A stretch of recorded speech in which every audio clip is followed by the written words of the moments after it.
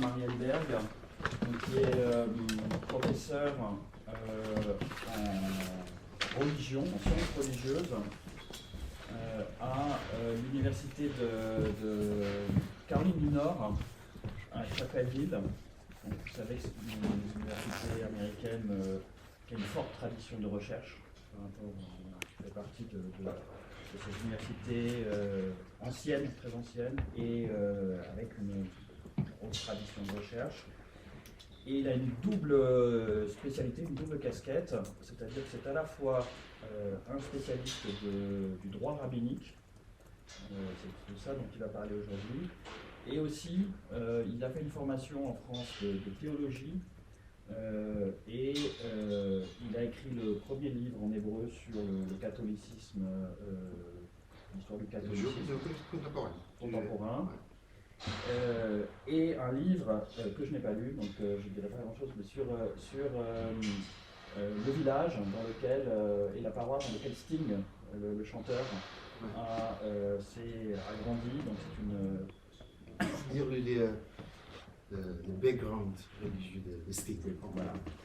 Alors ça, c'est une partie de son travail. L'autre partie de sa recherche qui va nous intéresser aujourd'hui, dans laquelle il va parler, c'est sa spécialité en droit rabbinique, puisque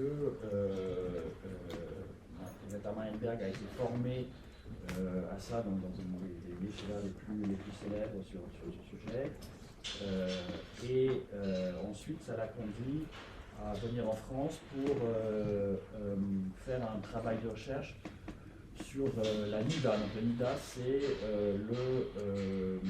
l'ensemble des règles autour de la menstruation dans le judaïsme, qui sont un domaine dans lequel il y a une très très grosse investissement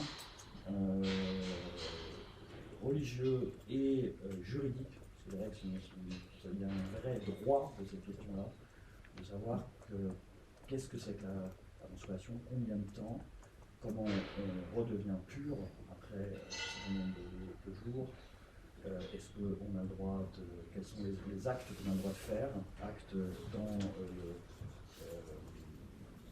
le foyer, actes aussi pour être des actes religieux.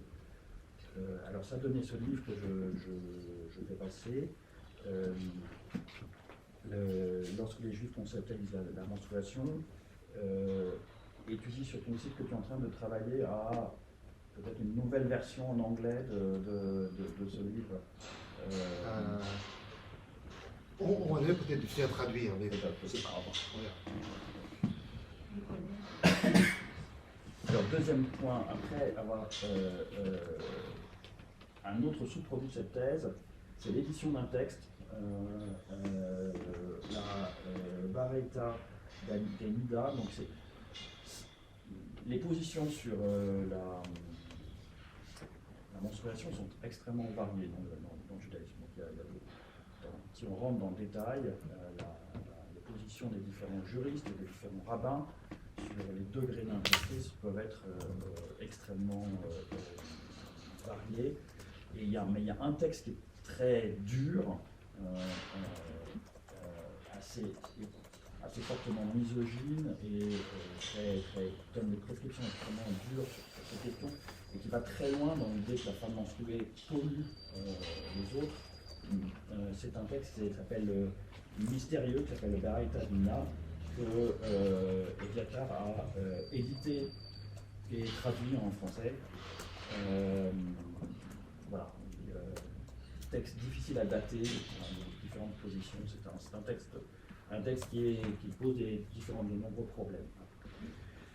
Et le dernier ouvrage dont il va parler aujourd'hui, qui est tout récent, qui s'appelle Traditional Jewish Sex Guidance History.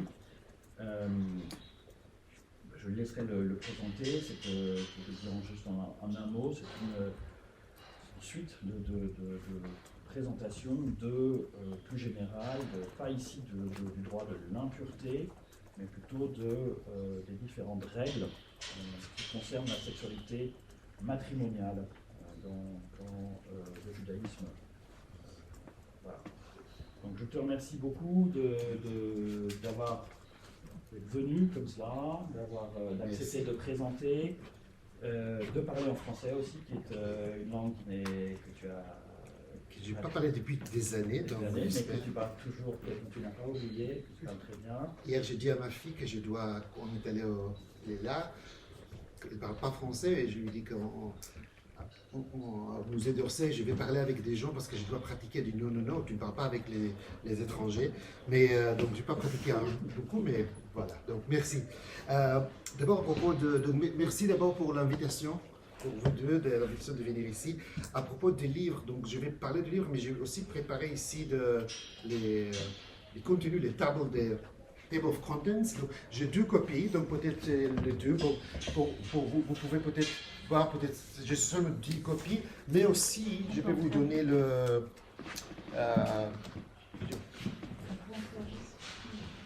Après, je vais vous donner online, en ligne, vous pouvez voir sur vos portables les tables de comments, mais on verra plus tard. Donc, merci pour l'invitation. D'abord, ce que je voulais dire, une chose, je n'ai pas de montre, quelque chose comme ça pour voir le temps, si vous pouvez... Quelque chose, oui? D'abord, jusqu'à hier, pratiquement, je pensais de parler vraiment librement sur le projet. Et puis, hier, j'ai eu un peu peur de parler comme ça librement en français sans préparer. Donc, je préparais quelque chose. Donc, ce sera pour 2 parties, disons, de quelque chose assez libre et de quelque chose plus préparé. Et maintenant, j'ai entendu la présentation du professeur Denis Ramon, et je peux dire, peut-être ce qui est intéressant, c'est comment lier les deux travaux qu'il a présentés sur les NIDA, sur les lois liées à la menstruation du judaïsme, et ce qu'est le travail là. Donc d'abord pour dire, moi je suis grandi en Israël dans une communauté orthodoxe, mono-orthodoxe qu'on appelle, mais assez rigide. Je ne suis pas pratiquant aujourd'hui, je suis comme la très grande majorité des juifs dans le monde qui observent certaines pratiques, un peu de Shabbat, un peu de Pâques, un peu des trucs comme ça, mais pas beaucoup plus que ça, disons probablement, je sais pas, 70% des juifs au monde sont comme ça. Si on parle du monde, peut-être il y a 14 millions de juifs. Donc peut-être 1,5 million sont vraiment pratiquants. Mais les lois, on imagine que jusqu'à la modernité, la très grande majorité des juifs ont observé ces lois. Donc si on veut comprendre le judaïsme d'abord, il faut comprendre c'est ça. C'est vrai, je ne sais pas pourquoi vraiment j'ai perdu des années travailler sur la menstruation. Comment je suis arrivé à ces sujets, je ne sais pas. Peut-être un psychiatre peut dire, mais je peux expliquer mieux comment je suis arrivé à parler de ces sujets-là. Donc quand je travaille sur les lois liées à la menstruation, c'est les lois qui sont d'une manière négative, c'est qu'il ne faut pas faire. C'est-à-dire quand un couple ne peut pas avoir des relations. Lorsque la femme a ses règles, après, quand elle est considérée impure, il y a énormément d'états qui sont complexes. Mais c'est ce qu'il ne faut pas faire. Et je suis aussi intéressé de ce qu'il faut faire. Genre, si je parlais pendant des années sur toutes les interdictions liées à la sexualité, j'aimerais aussi parler de ce qu'il faut faire ou ce qu'on peut faire. Ça marche? Juste maintenant, en écoutant, j'ai décidé de vous lire, c'est en anglais, je vais vous lire les toutes premières pages de ces livres. Je crois que vous êtes beaucoup ici des étudiants, vous allez travailler sur plusieurs choses. Nous sommes tous souvent, ce qu'on fait, on arrive de quelque part, quelque chose qui était dans l'enfance, quelque chose qui nous intéresse, n'est-ce pas? Nous avons tous un genre d'histoire personnelle. Tous, je crois, ont un certain type d'histoire de la première fois qu'ils ont été exposés à la sexualité. C'est comme ça arrive, et on a souvent ce type de mémoire. Donc je vais vous lire la première fois, ma première, c'est rien classé ici, c'est vraiment pas de peur. J'avais 11 ans, j'ai rien fait, okay? Mais je vais lire en anglais, d'accord? It was 1982. I was an 11-year-old pupil in an elementary school in the religious division of the Israeli public education system in the port city of Haifa. Ça va? The school, named after Maimonides, a key figure of medieval Jewish philosophy and law, the school was co-ed, so garçons et filles, but Talmud classes were only offered to boys. While we busied ourselves with the Talmud, the major Jewish corpus from antiquity, the girls had classes appropriate to them. They learned how to run a Jewish household, but they also studied Mishnah, a textual corpus even older than the Talmud, but one which someone had decided was easy enough for even girls to comprehend. Évidemment, c'est le sarcasme ici. Mishnah, c'est un texte qui est bien plus compliqué que Talmud, mais les Talmud c'était pour les garçons, les Mishnah c'était pour les filles. It was a Friday afternoon, the last class of the week, when our Talmud teacher, Rabbi Baruch Stein, a young, kind, and truly dedicated teacher, entered the class and said that today we were not going to work on a Talmudic text. Rather, we would have a short session on something very important. This was unusual. Not surprisingly, we were all ears. Without much introduction, Rabbi Stein said that we were at an age, j'avais 11 ans, that we are an age at which we must remember that our seed is not something which should be expelled in the bathtub. Onan, from chapter 38 of the book of Genesis, died exactly because that's what he said, what he did. Unlike him, we must preserve this precious liquid only for women. I do not remember much more. If I'm not mistaken, the session ended soon after without much discussion. Although generally I was active in these classes and a rather good student, I was not able to raise any questions. The reason was simple. I had absolutely no clue what Rabbi Stein was talking about. Seed? What did he mean by that? I knew that plants had seeds. I did not know I had one too. And to give it of all creatures to girls? All I knew was that we had learned something of importance, that was told to us because we were considered adults, and that we should not share it with the girls with whom we walked home soon after. My understanding of the topic ended there. C'était ma première et dernière classe d'éducation sexuelle en 12 ans. J'ai rien compris, mais j'ai compris quelque chose qui est très intéressant là-bas. Et puis après, immédiatement, je suis allé chercher des livres pour apprendre. Mais les livres que j'ai cherchés, c'est des livres religieux, parce que c'est plus safe, n'est-ce pas? On peut toujours dire, qu'est-ce que vous lisez? Oh, je lis les lois des bénédictions au matin. Même si le chapitre là-bas, c'est sur les questions sexuelles, n'est-ce pas? Donc c'est très pratique comme ça. Ça, c'est commencé. Donc, essayer de comprendre comment les textes juridiques de la tradition juive, qu'est-ce qu'ils disent, qu'est-ce qu'ils font. D'abord, comment ils font. Voilà, le projet a commencé là-bas. Introduction. Maintenant, j'aimerais parler de ce que j'ai préparé et c'est ça, et puis après, je vais présenter le livre. Pour l'instant, ça va? Ça marche? Donc, j'aimerais vous parler de mon livre, Traditional Jewish Sex Guidance and History, et de son histoire. Pour ce faire, j'ai décidé de structurer mon intervention en deux parties. Tout d'abord, de manière relativement organisée mais concise. À cet effet, j'ai prévu une brève présentation ne dépassant pas, disons, 15-20 minutes. Ensuite, mon intention est d'approfondir un peu plus les projets, mais de manière plus improvisée. À un moment donné, généralement pendant la deuxième décennie de notre vie, ou quelques années plus tôt, la plupart d'entre nous commencent à s'intéresser, à un degré plus ou moins grand, au sexe. Si une curiosité naturelle ne tire pas quelqu'un plutôt à réfléchir sur la question, les hormones les feront plus tard. Nos jeunes eux-mêmes peuvent se demander, c'est quoi avoir sexe? Que font réellement les gens qui ont des relations sexuelles? Souvent, les informations que nous obtenons sont plutôt brutes. La plupart des humains aujourd'hui, comme par le passé, n'ont probablement pas immédiatement reçu, dès qu'ils ont exprimé un intérêt pour la question, un cours intensif adapté pour eux et préparé par des experts en sexualité, en psychologie infantile, en éducation et droit ou en santé. Mais nous obtenons des informations de quelqu'un d'une manière ou d'une autre, et cela devient notre première connaissance sur le sujet. Rabbi Stein, pour moi.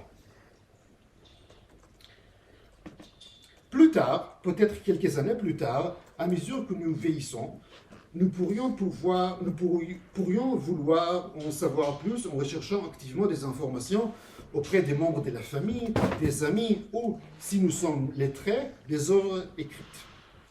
Aujourd'hui, il est certain que la principale source que la plupart des gens utilisent pour obtenir cette connaissance est l'Internet, et que beaucoup des informations qu'ils y trouvent sont susceptibles d'être littéralement graphiques.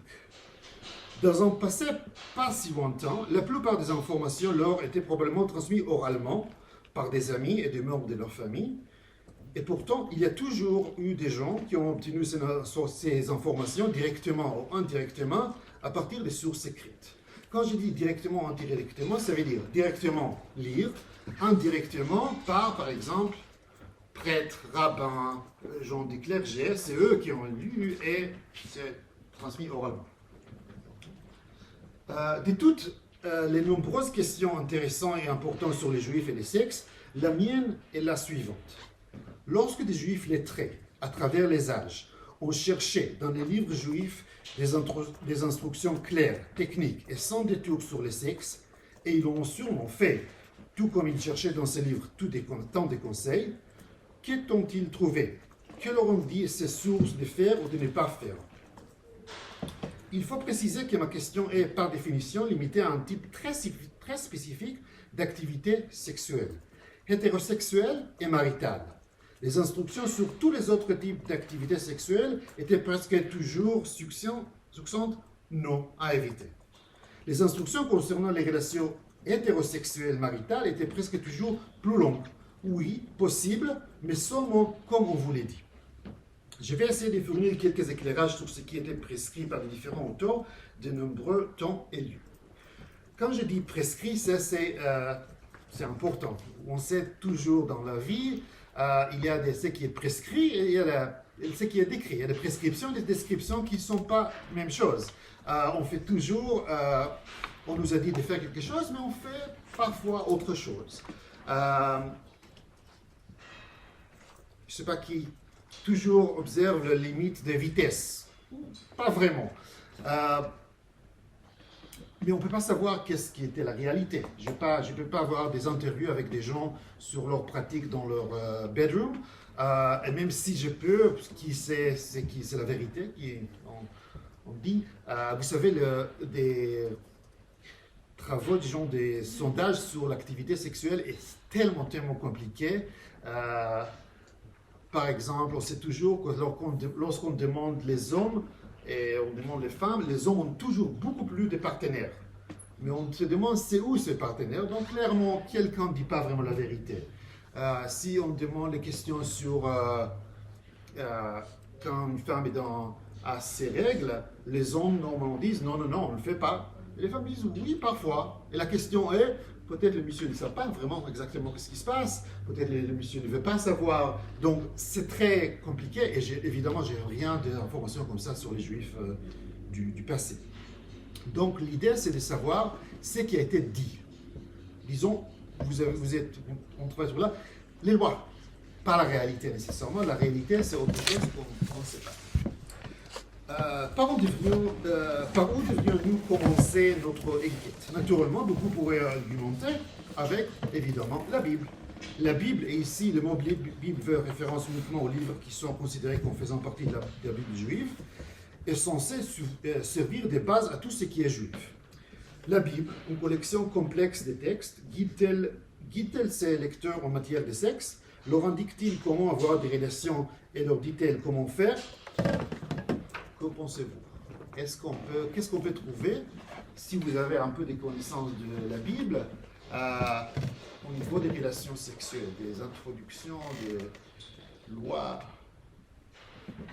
Est-ce qu'il y a des idées ici? Il y a des lois évidemment dans la Bible, beaucoup de choses. Pardon? Voilà, donc beaucoup de choses, c'est ça qui est interdit, n'est-ce pas? Il ne faut pas faire ça, il ne faut pas faire cela. Mais la question, est-ce qu'il y a des choses qui sont, quand c'est permis, comment le faire? très peu. Il faut admettre que pas très fréquemment.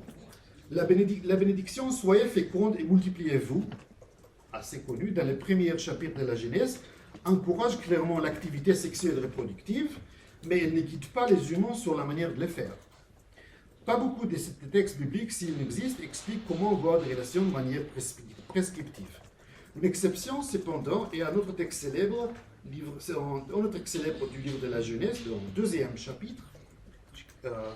C'est pourquoi l'homme quitte son père et sa mère et s'attache à sa femme et ils deviennent une seule chair. Assez célèbre ces textes. Nous nous concentrons sur les 3 dernières parties du verset. Un homme quitte son père et sa mère, s'attache à sa femme, il devient une seule chair. Okay? C'est 3 parties de ce verset. Une interprétation possible de ces versets est que les 2 premières de ces segments décrivent une réalité. Les hommes quittent leurs parents et s'unissent à leurs femmes. Linguistiquement, c'est probablement le sens correct, car la forme utilisée généralement écrit une habitude.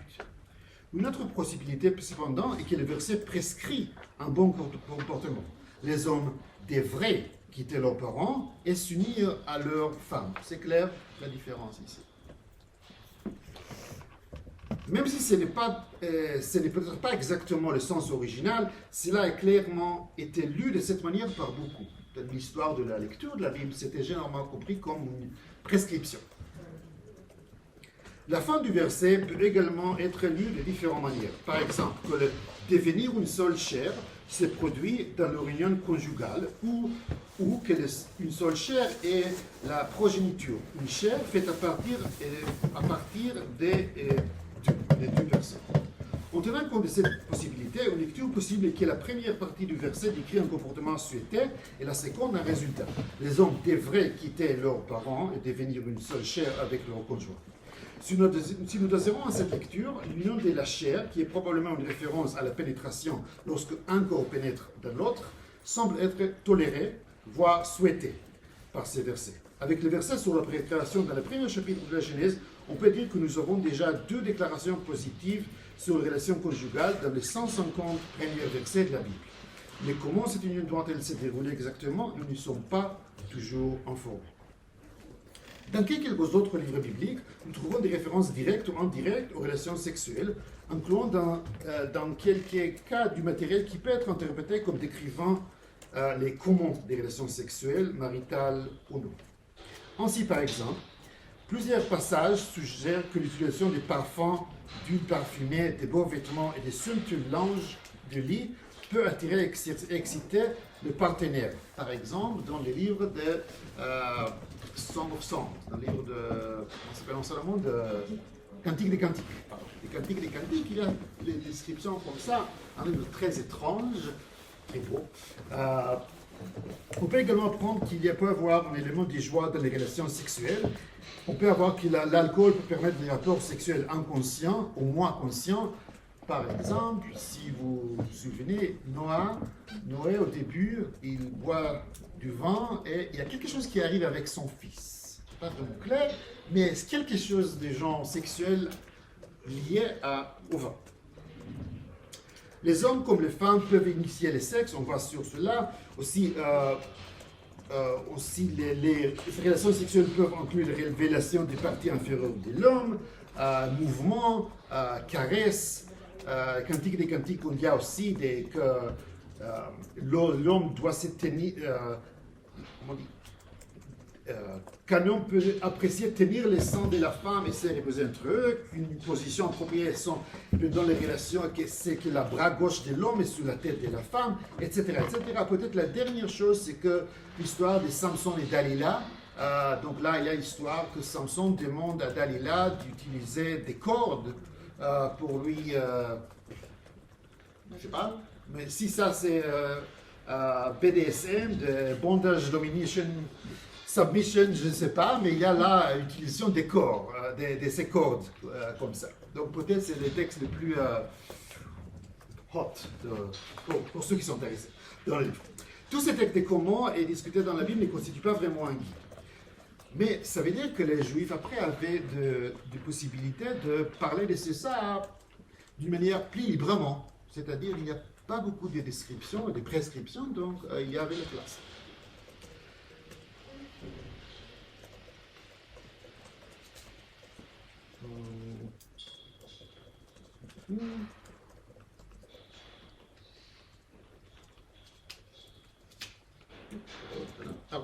Qu'est-ce que je vais appeler? Pardon. Le deuxième corpus majeur des écrits juifs, les textes qui font partie de la littérature talmudique, Mishnah, Talmud et autres textes, ne contient aucune discussion systématique de la question, mais inclut de nombreuses déclarations généralement brèves qui, prises ensemble, peuvent fournir quelques orientations au lecteur. C'est-à-dire, il y a énormément de textes, je veux dire, quelques dizaines de textes, normalement quelques dizaines de textes qui parlent de comment il faut faire, il peut avoir sexe, mais c'est jamais systématique. C'est quelque chose ici, quelque chose là-bas, c'est pas organisé, donc on ne peut pas dire que c'est un manuel. Cette déclaration historique parle du moment des relations. Par exemple, on dit jour, nuit, minuit, certains jours de la semaine ou de l'année où il faut ou il ne faut pas faire de la bonne fréquente quotidienne, 2 fois par an, et tous entre ça. Et la mise en place, par exemple, est-ce que les relations doivent être d'un pièce sombre, éclairée, aux présences d'une autre personne, des animaux, près des objets sacrés ou pas. Donc il y a tous ces petites lois, comment il faut faire ou comment il ne faut pas faire. J'aimerais peut-être ajouter, c'est pas ici, quand j'ai travaillé sur mon doctorat, les livres qui m'ont influencé, le plus important livre pour moi, c'était un livre de Jean-Louis Flandrin, donc un historien français assez important, très important, Temps pour embrasser. C'était un livre où il a travaillé sur les pénitentiaires, donc il a essayé de calculer brièvement si un couple chrétien, bon couple chrétien, suit toutes les règles de l'Église durant le Moyen-Âge, quel jour ils ne peuvent pas avoir des relations, qu'est-ce qui se passe? Les résultats étaient clairement, si un couple observe toutes ces lois, nous, on n'existait pas. Parce que c'était impossible pour l'humanité de continuer, parce que c'était vraiment la très grande majorité des jours de l'année sont no-go. Et il a fait ça par des calculs, beaucoup de tableaux. C'est dommage qu'il n'a pas eu Excel ou AI, mais c'est un livre, vraiment ce petit livre, oui, qui est assez impressionnant. Et je veux dire, ça, c'est toutes ces règles, c'est qui sont là. Et dans le côté talmudique, il y avait aussi beaucoup de règles.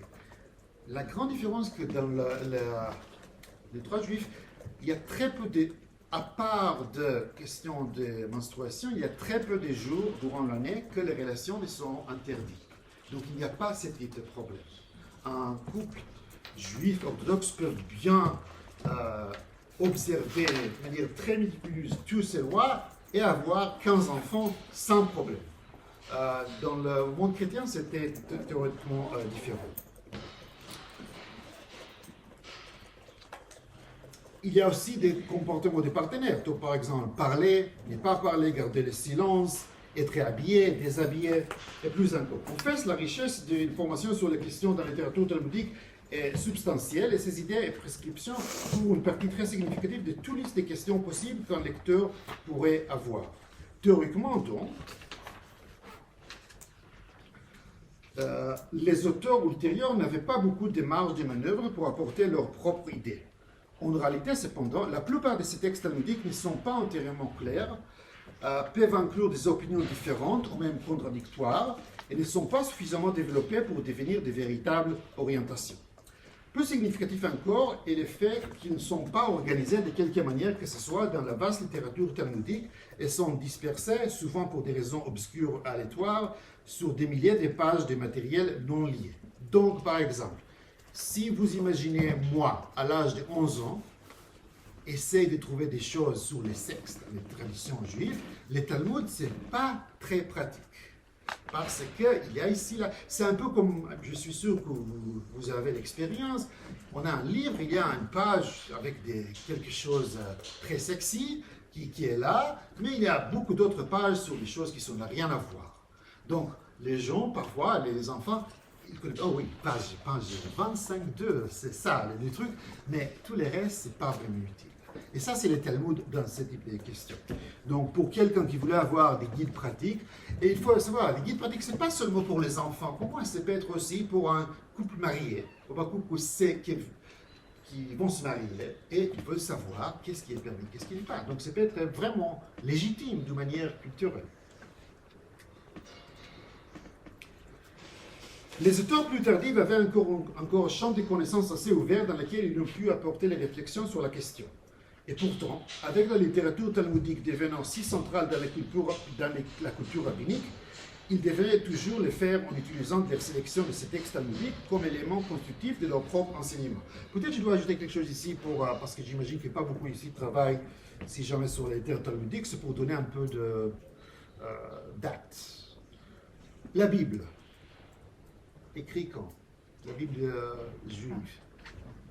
On vient d'en parler. Pardon, hein? Oui, les dates plus ou moins de la Bible. Entre le 6e et le 4e. Pardon? Entre le 6e siècle et le 4e siècle. D'accord. Si on parle de la tradition, disons s'il y avait un monsieur qui s'appelle Abraham, Isaac et tous ses amis là-bas, c'était plus ou moins, disons, 14e, 15e siècle, peut-être 16e, avant notre ère. D'accord? S'il y avait l'Égypte, et les Juifs qui sont en Égypte, et l'exil et tout ça, Moïse, c'était, si ça existait, disons, 12 siècles avant notre ère. C'est ce qu'il y avait, c'est que nous savons, il y avait un roi David, ça autour de l'année 1000 avant notre ère. David est mentionné dans les textes non bibliques. Donc il y avait quelqu'un, donc ça c'est vraiment la première personne qu'on sait qui existait. Ça on ne sait pas si c'était vraiment un roi, un chef de guerre, mais c'était quelqu'un. D'après la tradition juive et aussi la tradition chrétienne, la Torah, le premier simple livre de la Bible, était écrit durant la période où les Israélites étaient au désert, sortis des Moses Prince of Egypt, les movies, on sort de l'Égypte, on passe, on traverse la mer, tout ça, et on arrive, et il y a ces 40 ans dans le désert. Théoriquement, c'est ça la période où les 5 livres sont écrits par Moïse, guidés par Dieu. Question complexe chez les Juifs aussi chez les chrétiens. Qu'est-ce que ça veut dire? Est-ce que c'est dicté? Est-ce que c'est inspiration? Ça, c'est pour les théologiens. En réalité, non, les textes ne sont pas là. Les textes hébreux sont plus tardifs, beaucoup de raisons. Et c'est vrai, disons, le premier texte peut-être, une partie peut-être même 8e siècle avant notre ère, mais après, pendant ces périodes assez longues, disons 8e jusqu'à 3e, plus ou moins avant notre ère, la Bible a été écrite. L'année 70, quelque chose qui est assez important arrive aux Juifs. L'année 70, le temple est détruit. Le centre culturel, le main server avec Dieu, c'est fini. Il faut réorganiser les choses. Donc là, c'est l'année 70. Et ça commence ce qu'on appelle le mouvement rabbinique. Au début, c'est les pharisiens, sont gens souvent dans le Nouveau Testament des réputations assez négatives, je veux dire bizarres. Jésus aussi fait partie quelque part de ces groupes. Le mouvement rabbinique commence au 1er siècle, le texte de Mishnah, qui est le texte de loi, 3e siècle, et le Talmud, c'est-à-dire que l'interprétation sur ces lois, c'est à partir de, disons, 3e siècle jusqu'à peut-être 6e, 7e siècle de notre ère. Talmud, des dizaines, des 63 livres, assez substantiels, et là, ça devient la base de la loi juive. Bon. Donc là, dans cette littérature talmudique, il y a beaucoup de choses sur n'importe quoi, mais aussi sur la sexualité, mais ils sont pas vraiment organisés. Donc, si je suis un auteur juif qui travaille sur les trucs légaux, et je suis, disons, en France, par exemple, Rachid. Donc, je suis à Troyes, 11e siècle, et on me demande des questions sur la sexualité. Ça peut arriver. Couples qui ont des questions, disons, on imagine, l'homme, le monsieur veut faire quelque chose, la femme ne veut pas le faire, On va chez un rabbin, on demande qu'est-ce qu'on fait. L'on veut faire, je ne sais pas, 4 fois par semaine. La femme dit 1 fois ça suffit, monsieur, j'ai mal à la tête. Et il y a des arguments. On peut demander des questions. Donc Rashi peut aller dans les textes talmudiques et voir qu'est-ce qu'il y a là-bas, essayer de répondre aux personnes. Généralement, il y a un autre type de littérature qui est très important dans les traditions juives, ça s'appelle la littérature des responsa. La littérature des responsa, c'est une littérature où il y a des questions, quelqu'un demande à un rabbin pour problème, et le rabbin donne réponse. Disons, Covid. Durant Covid, il y a hier, c'était la fête des Purim. Les Juifs fêtent des Purim sur les livres d'Esther. Dans la fête des Purim, il faut entendre lire à la synagogue la lecture de ces scrolls of Esther, ces textes. Il faut faire à la synagogue. Covid, il y a quelques années, on ne peut pas aller à la synagogue. Qu'est-ce qu'on peut faire? Est-ce qu'on peut faire par Zoom ou pas? Qu'est-ce que pensez-vous? S'il y a des gens catholiques ici, est-ce qu'on peut prendre communion par Zoom? Oui? Ben non, c'est impossible, parce que la communion, ça se donne physiquement.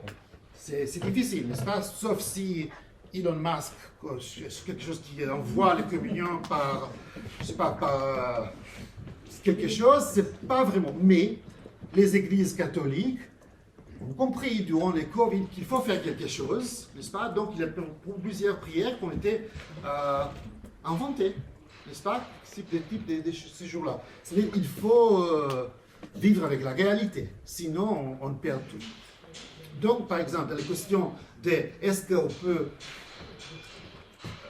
entendre la lecture de ces textes par Zoom ou pas, donc vous avez raison, il n'y a pas un objet, c'est pas comme l'Eucharistie. Il n'y a pas un objet, il y a la lecture. Est-ce qu'on peut entendre la lecture par Zoom ou est-ce que soit synagogue, soit rien du tout? Vous êtes maintenant, je ne sais pas, 30 rabbins ici. J'ai cette question à vous. Que pensez-vous? Je pense que c'est possible par Zoom. Ce qui compte, c'est d'entendre le texte. Donc ça marche. Monsieur, comment ça s'appelle? Jules. Jules. Qui est avec Jules? C'est le son, c'est la même chose. Qui est avec Jules? Merci. Qui est contre, qui n'accepte pas cette réalité? Parce que c'est la même chose, n'est-ce pas? Vous aimez les concerts, rock, ou musique, quelque chose comme ça? Oui. Est-ce que c'est la même chose, CD ou aller dans les concerts? C'est pas la même chose, mais c'est mieux que rien. C'est-à-dire que si c'est soit ça, soit rien, je pense que... Excellent, n'est-ce pas? C'est mieux que rien. Il y a, pour aller voir, c'est pas la même chose qu'être être dans les concerts, mais voir le film, c'est très long. Ça va, n'est-ce pas? Mais c'est pas la même chose, n'est-ce pas? Possible. Donc, oui. Et peut-être que juste le fait d'écouter la lecture suffit pas. Peut-être que ce qui est important aussi, c'est de l'écouter ensemble. Voilà, communauté, n'est-ce pas? Donc, vous voyez qu'il y a, Zoom, c'est pas la même chose, n'est-ce pas? J'imagine qu'il y a vraiment des puristes de la musique classique qui vont dire non, c'est soit la salle, soit les concerts, soit rien de tout. Ça dépend, n'est-ce pas? Donc, il y avait cette question pour les rabbins. Ça, c'est un type de réponse. C'est une question qui est assez complexe et lorsqu'il y a un rabbin, disons, d'un quartier qui est demandé ce type de questions, normalement, sauf si c'est quelqu'un qui est vraiment fier, il va dire, je ne sais pas, c'est assez complexe, parce qu'on voit les différentes. Je vais demander à un rabbin plus avancé, plus supérieur, plus important, n'est-ce pas? Et on écrit cette question, on envoie au cette rabbin, n'est-ce pas? Ça, et il envoie la réponse. Par exemple, dans ces questions, oui, beaucoup de rabbins orthodoxes disent exactement comme Jules, c'est pas parfait, mais c'est mieux que rien. Ce type de questions, on a des réponses. On a des centaines de milliers de réponses d'histoire juive, des types de questions sur n'importe quoi. Mais la grande majorité des questions qui sont posées aux rabbins sont des questions qui ne sont pas très complexes. Et le rabbin va répondre immédiatement, oralement. Donc on n'a pas les textes. question des sexes. Monsieur, ma femme voudrait faire comme ça et moi, je ne vais pas vraiment. Qu'est-ce qu'on peut faire? Normalement, un rabbin ne va pas écrire cela, envoyer à un autre rabbin. Oh, mais chez moi, il y a... les couples voulaient avoir des réponses maintenant. N'est-ce pas? Donc, c'est pourquoi, question de ces sexualités, on a très peu de réponses comme ça. Parce que normalement, c'est des choses qui sont résolues facilement et vite, sur place. Mais si je suis un Rashi au XIe siècle, et j'aimerais avoir donné des réponses, j'utilise les Talmuds, parce que les Talmuds, c'est la Constitution, c'est les textes sacrés. Mais je peux, comme la Constitution, on peut interpréter d'une manière très, très différente comme c'est que les juristes. Donc, ils devaient utiliser ce type de texte pour donner des réponses. Quand on arrive à l'époque médiévale, c'était ma décision dans le livre, je vais expliquer, il semblait utile de diviser la plupart des travaux juifs ultérieurs sur la question, du moins jusqu'à milieu du XXe siècle, aux deux groupes principaux.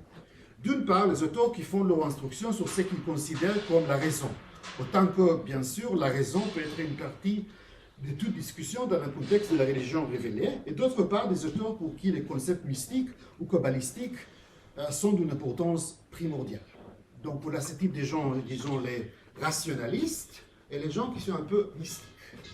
Donc, il y a, dans les religions, vous connaissez, il y a mélange de tout ça. Il y a pas mal de religions qui veulent se présenter comme très rationalistes, raisonnables. Dans la religion chrétienne, chez les catholiques, en manière, oui, c'est la théologie, c'est quelque chose qu'on imagine doit être expliqué. Évidemment, il y a des limites, n'est-ce pas? Il y a des mystères, il y a des trinités, il y a des choses que là, c'est impossible. Mais à part ça, il y a des choses qui sont, théoriquement, peuvent être expliquées d'une manière raisonnée. Raisonner, ça veut dire que, c'est difficile à... par exemple, si je viens d'expliquer question de lecture de ces livres d'Esther, je crois que j'ai expliqué pour vous les différentes considérations, vous avez donné des réponses. Est-ce que vous allez demain aller entendre les livres d'Esther? Probablement pas, mais vous pouvez comprendre, c'est pas accepter, mais comprendre les raisonnements. Mais si je vais vous dire, lorsqu'on lit ces livres dans les synagogues, il y a un pouvoir divin, qui est là. Et ça marche seulement dans les synagogues. Ce type de pouvoir, ce type de force ne passe pas sur yeux. Vous allez regarder, bon, c'est pas quelque chose qu'on peut vraiment partager, c'est pas quelque chose qu'on peut expliquer, parce que c'est un autre système, n'est-ce pas? Qui n'est pas, évidemment, qui n'est pas moindre. Amour, on peut pas expliquer comme ça. Si je vous dis, j'aime cette personne, j'espère que vous pouvez vraiment expliquer, parce que 1, 2, 3, 4 fois 4, 5, n'est-ce pas? Il y a des choses qui ne sont pas à niveau de raison. Il y a un peu de raison, c'est important, mais il y a... Les mystiques, c'est comme ça. Donc pour les mystiques, il y a une grande partie que, pour eux, c'est important. Pour eux, c'est clair, comme amour. Mais il ne peut pas vraiment expliquer pour les gens qui n'acceptent pas les mêmes concepts. Donc, ces deux groupes. Dans certains cas, les différences ont donné lieu à des interprétations contrastées de la raison derrière des textes talmudiques. Ainsi, par exemple, si un texte talmudique dit que les relations devraient avoir lieu vers le milieu de la nuit, c'est le milieu de la nuit. Qu'est-ce que vous pensez de... Donc, il y a des textes talmudiques qui disent que la meilleure chose, c'est d'avoir de sexe à minuit. Que pensez-vous de cette loi? Chérie, on va dormir. Et je fais l'alarme 3 heures. À minuit, on va avoir sexe. Ça va? C'est probablement c'est une parfaite manière de perdre vos petits amis, de dire c'est minuit, c'est pas maintenant. C'est bizarre. On peut expliquer comment, et dans le livre j'explique. En effet, c'était pas rare. Nous, normalement, on dort, je sais pas, 6, 7, 8 heures. On va dormir à, je sais pas quand, et on s'élève quelques heures après.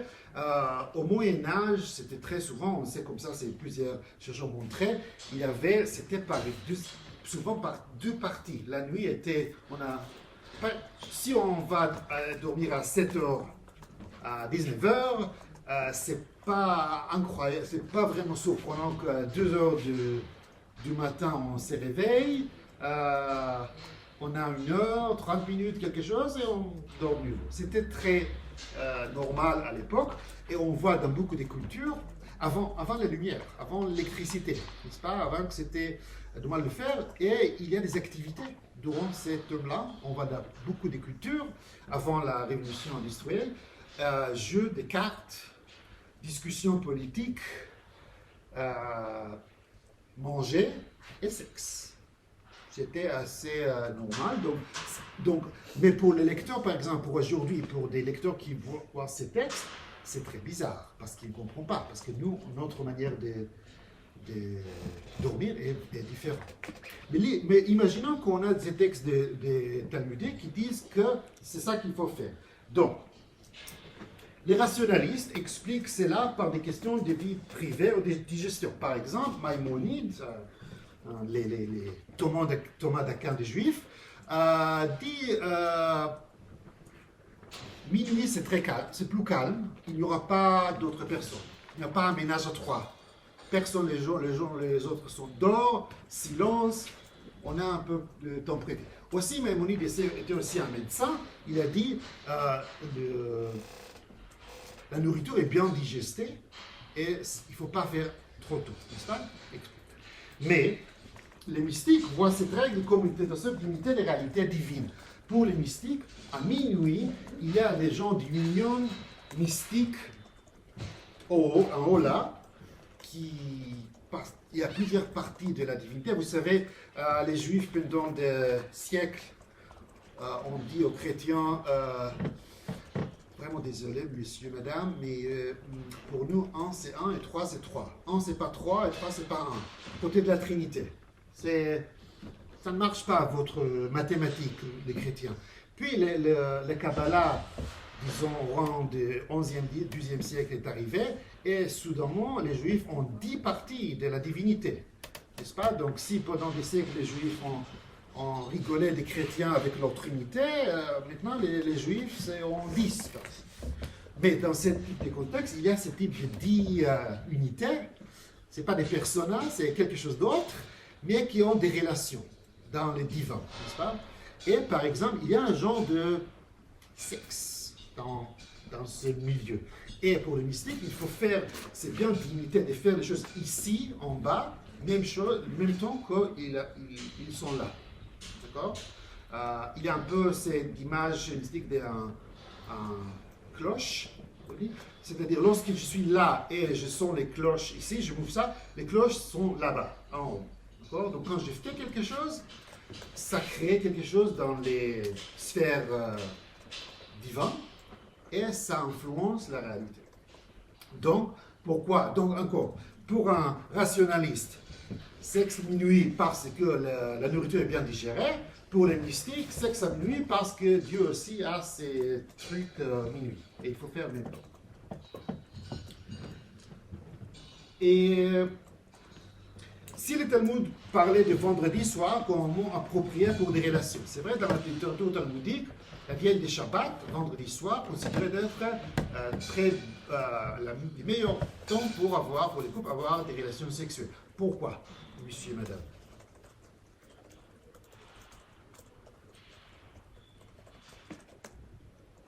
Dans le christianisme médiéval, avoir relation dimanche au samedi, approprié? Donc c'est un peu bizarre, parce que le samedi, c'est le jour sacré. Vendredi, il faut avoir, d'après ce contexte, il faut avoir des relations. Pourquoi? Rationaliste, parce qu'on travaille la semaine. Samedi, on ne travaille pas. Ok, on peut avoir sexe vendredi soir, on peut dormir après. Ça marche? Logique. Mystique, non. Samedi, c'est un jour sacré. Il y a des spéciales unions. Par exemple, pour les mystiques, il y avait des âmes qui sont créées Shabbat. Donc, si j'ai des relations mercredi soir, et il y a l'union qui crée, d'accord, et il y a la conception, il y a une âme qui entre. Donc c'est un âme de mercredi. Pas super. Désolé si quelqu'un est né dans l'âme de mercredi. Mais si j'ai une âme de samedi, c'est ça. Okay? Donc vous voyez, il y a des raisons comme ça. Donc c'est le même texte qui est utilisé par plusieurs groupes d'une manière différente.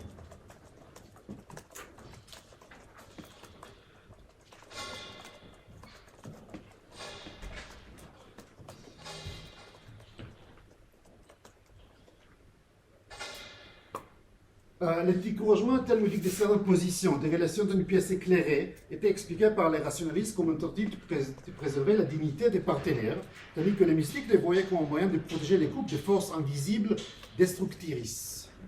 D'accord? De lumière, il y a ces démons, c'est pas bien. Pour les rationalistes, ça donne c'est plus privé. Vous voyez comment ça fonctionne, le même texte.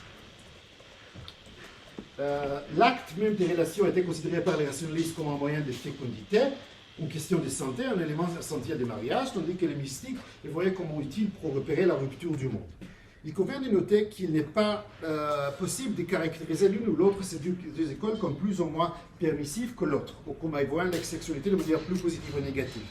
Toutes ces nuances existent dans les écrits aussi bien des rationalistes et des kabbalistes. Depuis environ le milieu du XXe siècle et jusqu'à aujourd'hui, de nombreux livres indépendants sur la question sont apparus dans les cercles orthodoxes. Donc là, on arrive à aujourd'hui. Et encore, je l'ai rappelé, les juifs orthodoxes aujourd'hui font à plus ou moins 5 à 15% des peuples juifs. Les différences entre l'attitude des auteurs à l'égard de la raison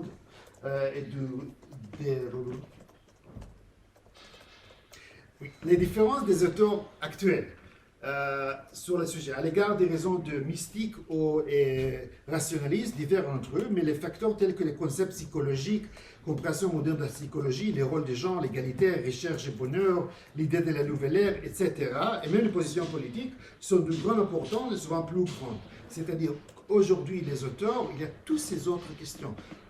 Ils savent la psychologie. Ils ont lu quelques travaux sur le gender. Il y a des questions politiques, il y a des questions nationales, il y a beaucoup d'autres choses qui influencent, donc ils doivent utiliser tous ces textes qu'on a vus, mais avec les sensibilités. Et aussi New Age, ça fait beaucoup de questions de New Age qui sont là et je vais expliquer comment ça fonctionne. De nombreux auteurs utilisent sélectivement du matériel des générations précédentes et ne sont pas obligés de s'en tenir en une position particulière. Ça, autre chose, moderne. Si dans le passé, soit tu es mystique, soit rationaliste. Aujourd'hui, ça ne marche pas comme ça. Les gens utilisent toutes ces littératures autour. Contrairement au passé, certains de ces auteurs ou co-auteurs sont des femmes. Ça aussi, c'est quelque chose qui est nouveau. Et de plus en plus, des œuvres s'adressent aussi bien aux femmes qu'aux hommes. La majorité des textes dans le passé, c'était les lecteurs étaient imaginés comme un homme. Maintenant, c'est des hommes et des femmes. L'impact de toutes ces nouveautés est évident. De nombreuses pratiques condamnées dans les générations précédentes sont maintenant considérées comme totalement légitimes.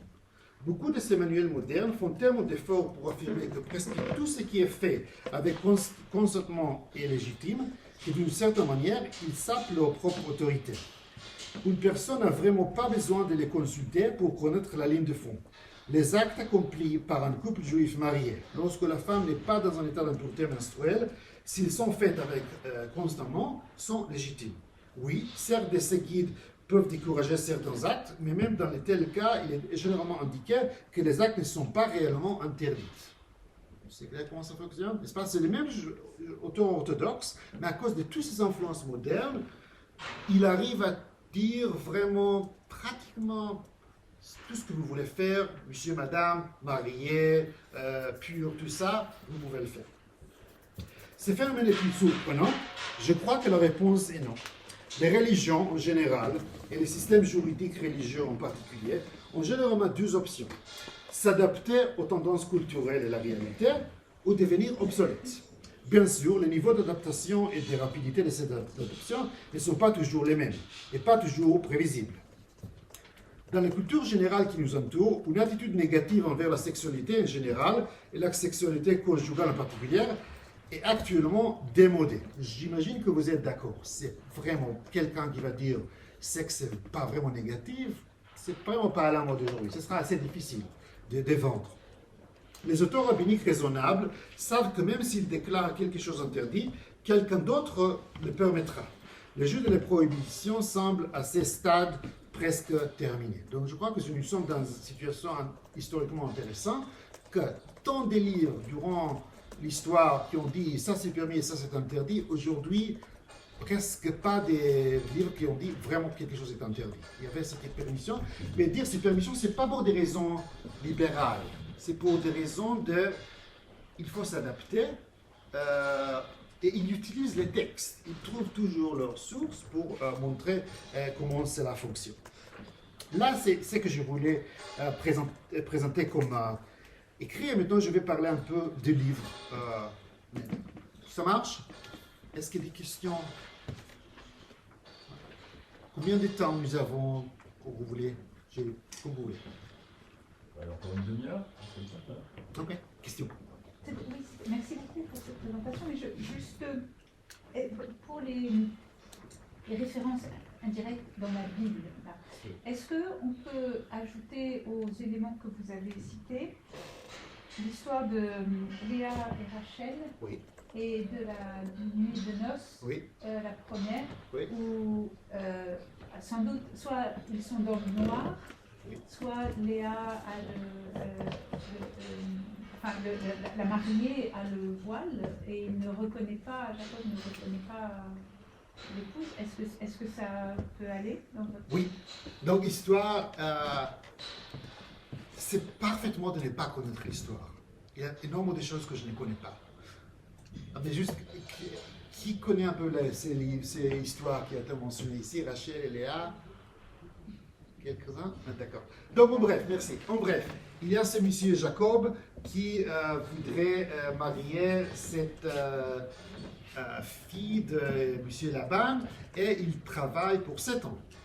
Et la nuit de noces arrive et on célèbre et la nuit avec, on dirait, j'ai consommé et le matin il découvrit que c'est pas Rachel qui est là avec lui dans son lit, c'est Léa, sa sœur aînée. Ok, pourquoi il demande Laban pourquoi son beau-père il demande pourquoi c'est comme ça. Il a dit on ne donne pas la fille moins âgée avant la fille aînée, donc c'est comme ça chez nous.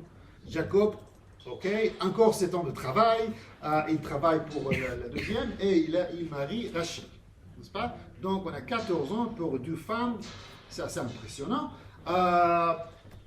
Et là la question, qu'est-ce qui se passe durant cette nuit? Comment c'est possible que les deux, qu'ils ne pouvaient pas savoir? Donc évidemment, dans la Bible c'est pas clair. Mais évidemment dans la tradition rabbinique, il voulait comprendre comment c'est possible. Alors, à vous, comment c'est possible? Dans le noir, oui. Noir. Le voile. Peut-être, le voile. Jumelles. Mais Oui. c'est pas le même âge. Peut-être jumelles. Est-ce qu'il la connaissait? Peut-être jumelles Oui, différentes. il la connaissait puisqu'il vivait chez Laban. Alors, il connaissait les deux et c'est comme ça qu'il est tombé amoureux de Quel Rachel. type de connaissance? On oui. peut imaginer, n'est-ce Oui, pas? c'est ça. Jumelles, peut-être la différence fait 1 heure entre les deux. Il y a plusieurs manières. Mais la tradition rabbinique a eu ce type de choses. Cette histoire que Jacob a eu peur que Laban va essayer de le faire. Donc il a parlé avec... Mais ça c'est le Midrash, c'est pas la Bible.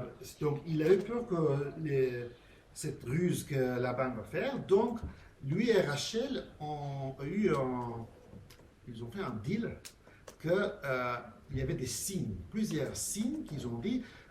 Jacob dit, lorsqu'on se trouve la nuit ensemble, il y a plusieurs signes, un genre de code entre nous, et comme ça je peux savoir que c'est toi Rachel et pas ta sœur Léa. Les signes étaient, d'après la tradition rabbinique, qu'ils touchent l'oreille, je crois, qu'ils touche ici, je crois qu'il touche le pied, de plusieurs signes comme ça. Ça marche? Code. On arrive la nuit. C'est qui toi? Rachel, tout va bien. Mais Rachel n'était pas vraiment... Rachel était une good, nice Jewish girl. Elle ne voudrait pas humilier sa sœur. Donc, elle a dit à sa sœur, avant, tous ces codes. D'accord? Donc, la nuit arrive, Léa est là, les codes sont là. Voilà.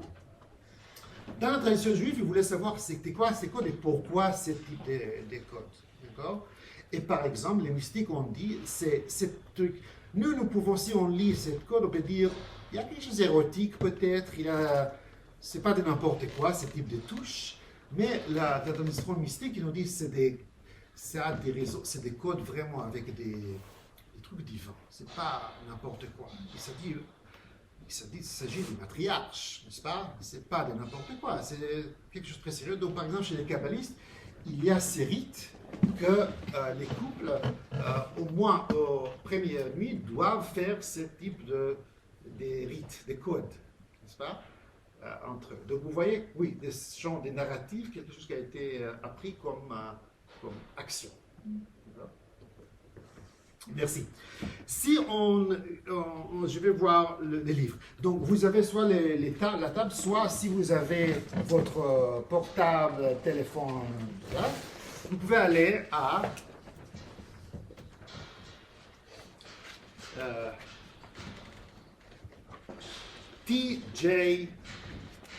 TJSG et history.com. Donc, the traditional Jewish sex life. TJSG et history.com. C'est le site du livre. Et il y avait TOC, Table of Contents. Vous allez voir là, le table des contenants. Quelqu'un a trouvé?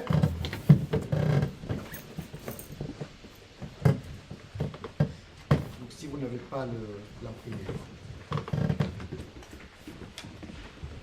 TJSG et History. Non?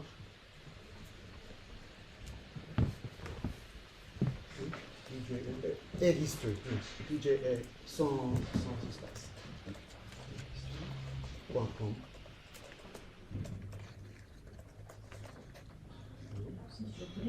Pardon? Non.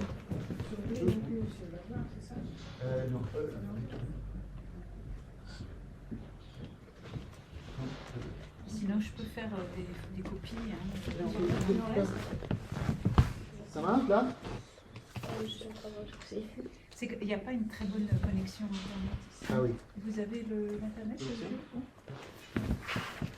Non, ça ne marche Vous pas? pouvez vous connecter sur le site de Partie 2? Si vous voulez scanner aussi, vous pouvez aussi s'il y a des QR codes, si vous voulez. Si quelqu'un. Ouais. Non, ça ne marche pas? Désolé. Qui Donc vous avez a les- besoin parce que je peux faire des copies. Qui a besoin? Combien il en manque? Deux? Pas plus? Non, s'il n'y a pas de connexion, pas super. J'en fais Si vous un avez peu le plus. QR code, si quelqu'un voulait avec les portables. Donc il y a les tables des contenus. Mais si vous voyez la table, donc.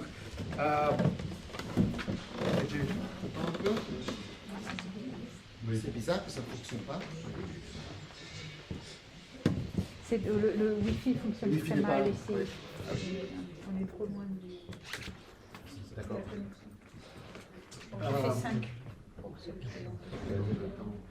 qui Qui a les copies? Peut-être pour l'instant on peut voir les deux. D'accord. D'accord. Donc vous voyez la structure.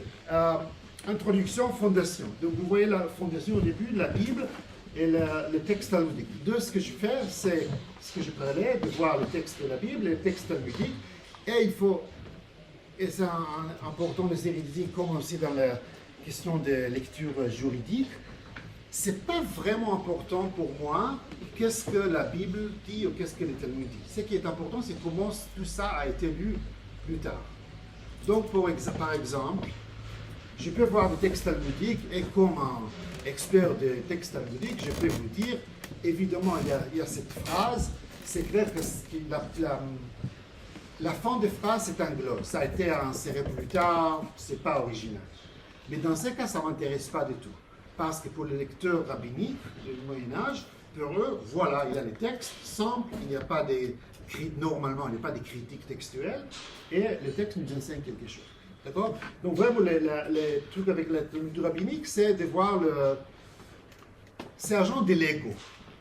Il y a toutes ces pièces de Lego dans le Talmud, vraiment pas organisées. Je ne sais pas si vous avez l'expérience de marcher sur Lego, ça, c'est vraiment pas gentil. Donc les Lego là, des trucs dans le Talmud, c'est totalement le chaos, mais c'est ce qui est utilisé par les auteurs plus tard. Merci madame. Donc après, vous voyez rationaliste, philosophe et codifiers. D'accord? Donc, chapitre 2, vous avez les gens, c'est les gens, rationalistes, philosophers et codifiers. Codifiers, c'est-à-dire les experts de la loi juive. Et vous avez plusieurs noms là-bas. Vous l'avez, par exemple, les 2.2, ça peut-être l'un des plus connus, Maïmonide. D'accord? Donc, ces auteurs du XIIe siècle, philosophes, rabbins, médecins en Égypte. Il n'a jamais écrit un livre sur il n'a pas écrit de travaux sur la sexualité, mais ici et là des choses. Donc, ce que je vais faire, on peut voir par le titre, Maimonides Never Written Guide to Sexuality. J'ai écrit les livres qu'il n'a pas écrits. Donc, j'ai pris tous ces textes dans Maïmonide ensemble pour essayer de comprendre si Maïmonide a eu ces livres. C'est ça. Après, avant, vous voyez Avraham Ben David, Gate of Holiness. Ça, c'est le premier travail vraiment intéressant, important pour les sujets. Donc, quelqu'un même période, 12e siècle. Et il a écrit le premier travail qu'on peut dire vraiment sur la sexualité juive, donc les lois.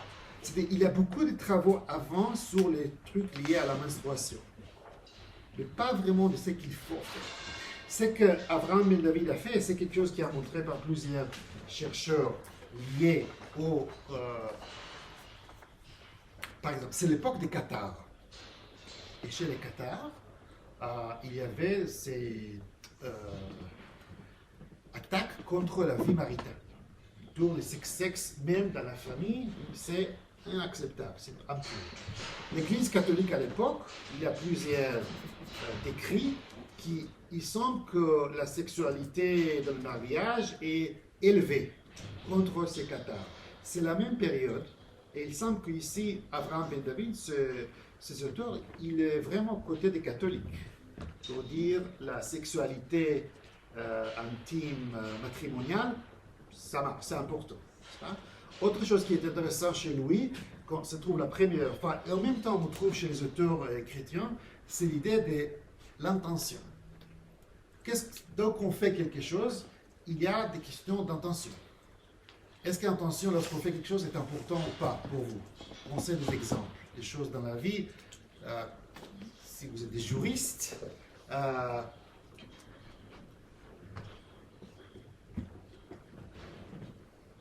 si je tue quelqu'un avec intention ou sans intention, est-ce qu'il y a des différences dans la tradition juridique? Il y a des différences, n'est-ce pas?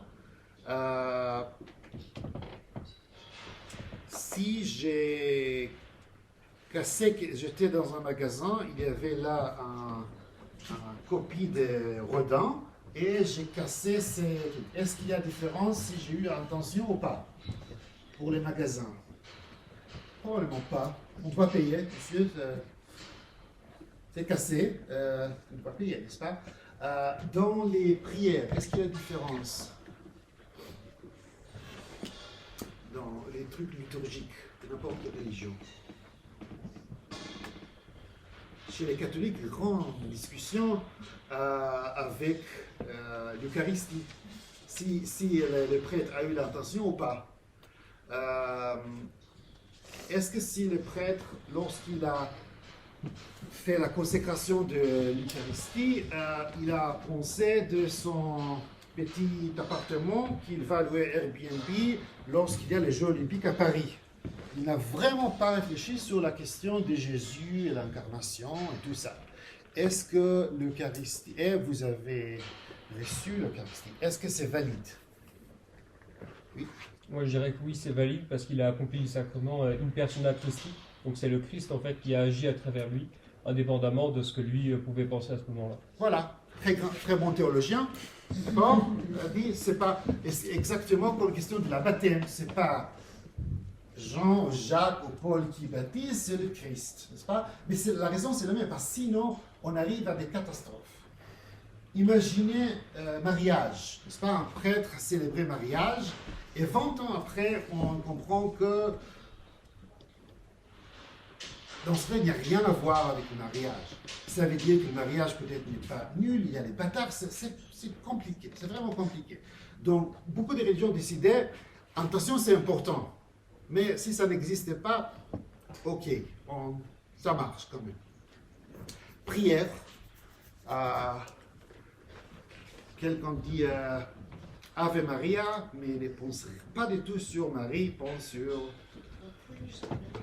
Est-ce qu'ils doivent refaire le Ave Maria? Est-ce qu'ils doivent faire la prière du matin chez les Juifs? Est-ce qu'ils doivent faire le schéma s'il n'a aucun intérêt de penser des questions, de penser sur le compte bancaire et évidemment c'est l'électricité qui... Est-ce que c'est valide? Est-ce qu'il faut refaire la... C'est compliqué. Ça dépend. Il y a plusieurs idées. Pour Abraham et David, il a dit la question d'intention. Et ça, c'était nouveau. Il a dit dans l'acte sexuel, les couples, surtout l'homme, doivent avoir certaines pensées pour faire l'acte caché. Abraham et David. Puis après, on a les 2.4 et 2.3 et 2.5. Ça, c'est surtout 2.5, ça s'appelle le Shulchan Aruch, c'est le livre le plus important de la loi juive depuis le XVIe siècle. Donc c'est quelqu'un, Rabbi Yosef Karo, qui était né en Espagne, un moment assez, pas vraiment parfait moment, juste avant, il était enfant, lorsque le roi très catholique et sa femme très catholique ont décidé de dire aux Juifs convertir, partir ou mourir. L'expulsion en 92. La famille a quitté l'Espagne, Turquie, puis après dans les Galilées, ce qui est aujourd'hui, donc aujourd'hui c'est le nord d'Israël. Et il a écrit le livre le plus important de la loi juive, qui est encore aujourd'hui le livre le plus important. Au début, il faisait partie au sud, qui est Israël-Palestine, mais à fond, il était dans les côtés nord, lorsqu'il a terminé sa vie. C'est le travail qui est le plus important dans la loi juive, jusqu'à aujourd'hui, en théorie. Pas toujours, évidemment, mais ce sera très difficile pour un auteur rabbinique aujourd'hui de dire « je m'en fous de ce que Shulchan Aruch a dit ». On ne peut pas le faire. Il faut respecter, il faut dire « je suis, mais ». C'est vrai, mais. Voilà, donc là, c'est le travail. Après, on a les kabbalistes et chassides. Donc là, c'est groupe des gens mystiques, et vous voyez plusieurs textes. Entre eux, il y a 3.2, c'est Igeret HaKodesh, c'est les textes sur comment en français ça dit quoi? Sur la sacrée, le texte que vous travaillez sur lequel, Igeret HaKodesh, c'est un texte mystique. C'est un texte qui est assez écrit sur la sainteté. C'est pas vrai, un livre sur la sainteté. C'est un texte qui est assez remarquable. Les textes parlent des relations sexuelles matrimoniales de manière très positive. Ce qui veut dire que ça se fait il y a longtemps. Dans question, est-ce que la tradition catholique est, pour utiliser un terme moderne, sexe positif ou sexe négatif? Est-ce que la tradition catholique a généralement positives sur les textes ou négatives sur les sexes? Du moment que c'est orienté vers la conception, c'est la finalité. C'est aussi des conceptions.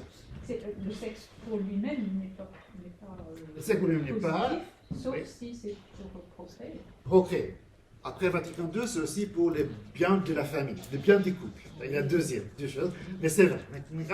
Mais en général, on dit, est-ce que la tradition juive est sexe positif ou sexe négatif? Si vous entendez beaucoup des auteurs juifs actuels, vous dites, super, la tradition juive, on adore le sexe, c'est excellent, on est toujours positif. C'est pas vrai, c'est pas la réalité. Mais ces gens, mais ça vend mieux aujourd'hui.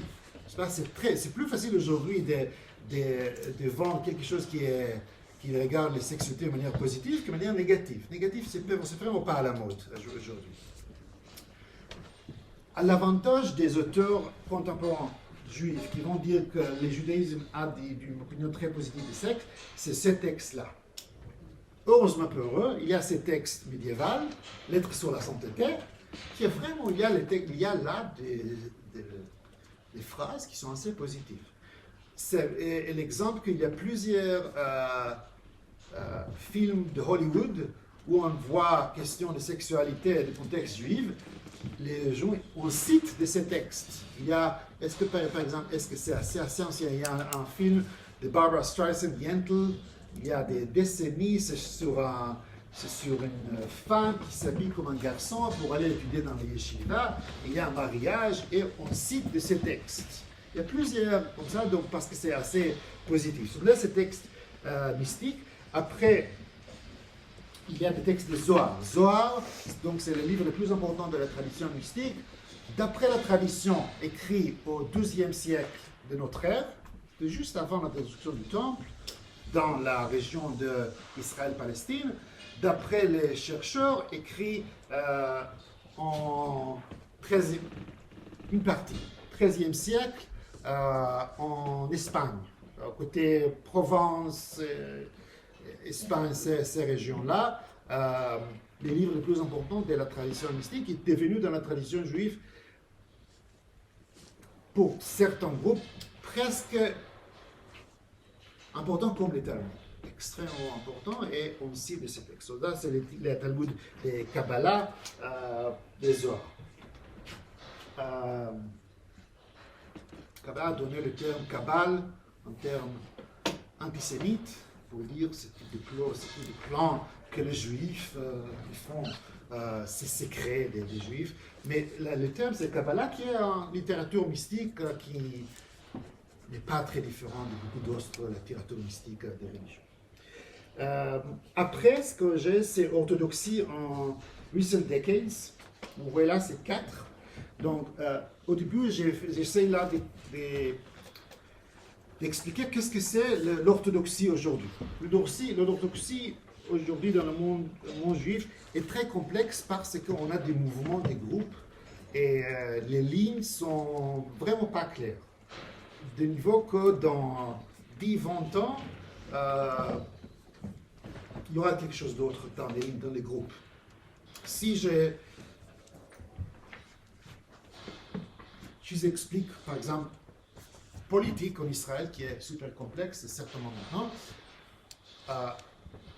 les gouvernements avant ce gouvernement, le premier ministre était quelqu'un qui était orthodoxe. Et il n'est pas de gauche, mais il a coopéré avec les gens de gauche. C'était un centriste gauche. Son premier ennemi, qui est maintenant le ministre de la Défense, est aussi orthodoxe. Donc, théoriquement, modern orthodoxe. Théoriquement, les deux sont le même groupe, le même titre, c'est un umbrella religieux. Mais ça ne marche pas comme ça. Ça ne peut pas vraiment. Ça veut mettre qu'il y a ces fissures qui sont très importantes, mais essayer d'expliquer, théoriquement, disons, les orthodoxes en général, c'est des juifs qui croient qu'il faut suivre les lois d'une manière assez sérieuse. Si on parle d'autres groupes dans le monde, il y a les deux grands groupes, c'est les libéraux et les conservatifs. Les libéraux, ou reform en anglais, c'est la tradition selon laquelle la loi juive est une source d'inspiration. On ne doit pas les suivre, mais on doit les faire prendre en compte lorsqu'on fait des décisions. Les conservatifs, qui est en effet pas conservatifs, c'est en milieu, c'est-à-dire que la loi juive est très important, mais on peut avoir des considérations plutôt modernes pour interpréter ces textes. Mais chez les orthodoxes, en théorie, il faut suivre la loi. Il y a les orthodoxes. Les ultra-orthodoxes, on appelle les Haredis, c'est les gens qui vont dire il faut essayer d'avoir des barrières, des murs entre nous et le monde séculaire. Pour les mono-orthodoxes, c'est moins. C'est-à-dire qu'il y a des différences, mais on peut accepter aussi la culture de l'extérieur. Donc j'essaie de vous montrer là de plusieurs types de livres. Vous voyez dans les orthodoxies, au début il y a Contemporary Modern Orthodox Marital Guidance, et puis vous voyez, donc c'est 4.2, c'est Haredi, c'est l'ultra-orthodoxe. Ces types de livres sont parfois achetés aux gens lorsque les gens sont fiancés. C'est un genre de cadeau pour mariage, ce type de livres. Donc il y a un marché pour ces livres, donc j'essaie de voir comment ces textes fonctionnent. Et à la fin, la conclusion, vous voyez chapitre 5, vous voyez ça, 5.1 jusqu'à 5.10. Ce que je fais là dans ces conclusions, c'est d'essayer de voir plusieurs sujets qui sont intéressants. Donc, par exemple, ascétisme and enjoyment. Est-ce qu'on a le droit de avoir enjoyment, de tirer plaisir de sexe? Par exemple, si on utilise le concept de l'Église du Moyen-Âge, généralement non. C'est bien le fait. Il faut le faire pour la procréation, mais ce n'est pas vraiment pour le plaisir. Plus, si c'est le plaisir, parfois ça peut être un péché. Pas mortel, mais quand même. D'accord? Donc la question, et aussi chez les Juifs, il y avait des auteurs qui disent tirer du plaisir, c'est parfaitement caché, c'est bien, peut-être c'est bon. Et il y a des gens qui disent non, sexe, monsieur, madame, c'est pas pour le plaisir, c'est une chose très sérieuse. Et vous pouvez imaginer que les scénarios pour avoir sexe avec plaisir ou pas, c'est un peu différent quand même. Sex on Friday night, j'ai expliqué comment cette question, est-ce qu'il faut avoir sexe en vendredi soir ou autre jour. Middle of the night, donc plusieurs textes qui parlent de middle of the night, pourquoi je vais donner. Holes in sheet. Qu'est-ce que c'est holes in sheet? Est-ce que quelqu'un a entendu cette histoire? Il y a cette histoire que les Juifs pratiquants, lorsqu'ils ont des relations, ils ont un genre de drap avec des trous dans les lieux très spécifiques entre eux, donc ils sont couverts, donc pas vraiment pas d'humidité, pas avoir des contacts, mais ces trous avec, vous pouvez imaginer, quelques trous ici et là, et c'est ce qu'ils utilisent.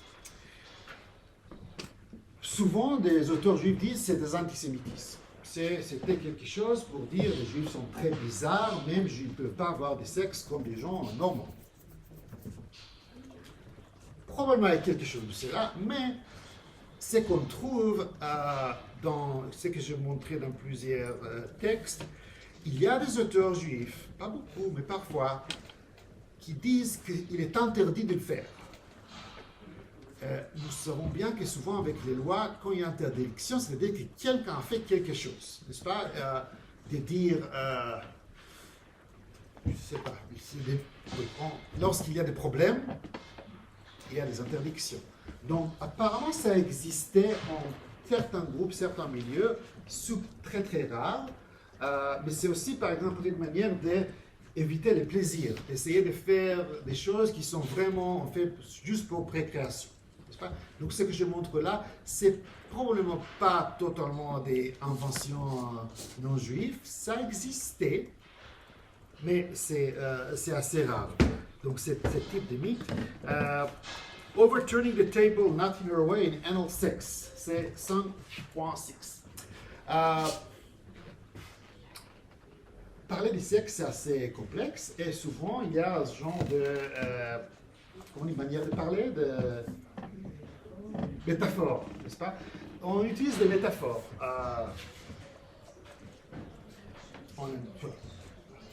Coucher ensemble. Non, le sexe, c'est pas aller dormir, c'est quelque chose d'autre, n'est-ce pas? On utilise, c'est ça. Sleep with. C'est pas sleeping, normalement, d'une partie.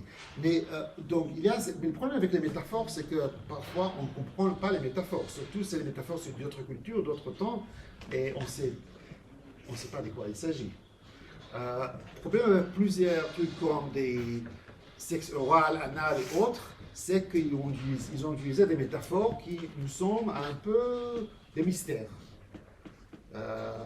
Et j'essaie là de comprendre certaines de ces métaphores pour essayer de comprendre ce qui est permis ou pas.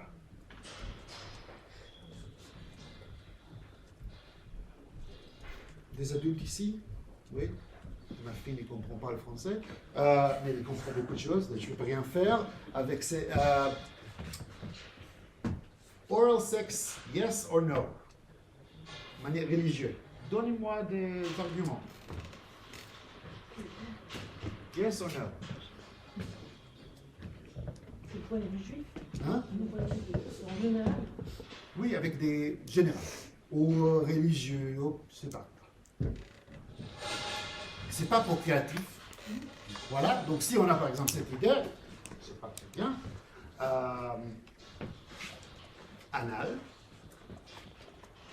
ça peut être pénible peut-être c'est pas très bien, peut-être c'est humiliant, peut-être c'est comme les animaux, on pouvait imaginer plusieurs manières de dire pourquoi oui, pourquoi pas, n'est-ce pas? Dans la tradition juive, on a eu ces textes, mais le problème c'est que souvent on ne sait pas de quoi ils parlent. Il dit, il ne faut pas faire cela, il ne faut pas faire ceci en utilisant des métaphores. D'accord? Et c'est intéressant de savoir, c'est pas seulement pourquoi quelque chose est interdit ou permis, c'est la manière de penser. Par exemple, si quelqu'un... pourquoi nous sommes ici s'habiller? Pourquoi?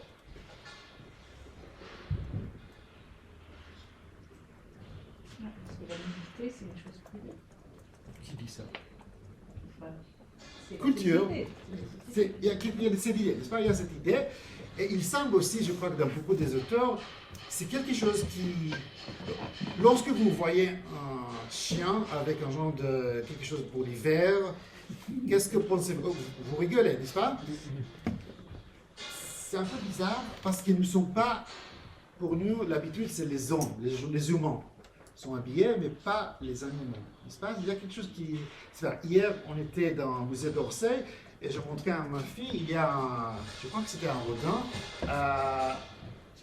C'était Ève après le péché. On voit, donc il est comme ça, on voit les serpents, on voit la pomme qui est là, n'est-ce pas? Donc il y a toutes ces images de ce qui est péché. Et là, qu'est-ce qui se passe? Juste après, on s'habille, n'est-ce pas? Donc, il y a donc, si par exemple, quelqu'un dit qu'il ne faut pas avoir ce type d'activité sexuelle parce que c'est comme les animaux. On peut critiquer, on peut dire, bon, c'est n'importe quoi, mais je crois qu'on peut essayer de comprendre la logique. Donc, il y a des attitudes philosophiques. Qu'est-ce que c'est l'humain? On peut pas être d'accord, mais on peut comprendre la manière de penser de cette personne. Donc, je crois parfois, c'est pas vraiment que je suis intéressé si oral ou anal, tout ça est permis ou pas permis. C'est les motifs qui sont utilisés qui peuvent montrer beaucoup des choses, disons, anthropologiques. Donc, qu'est-ce que les humains? Comment on fait les humains? Et surtout si on parle de procréation, nous voulons que lorsque les enfants sont créés, ce sera d'une manière respectable. C'est la première chose qui arrive à cet enfant, n'est-ce pas? Donc, par exemple, si on imagine quelque chose d'horrible, un enfant naît du viol, c'est choquant, n'est-ce pas? C'est-à-dire, on pense que la première chose de cette personne, c'est de la violence, n'est-ce pas? Donc, il y a cette idée. Il y a aussi des idées qui sont, nous voulons toujours, on dit, qui ici évite des chats noirs?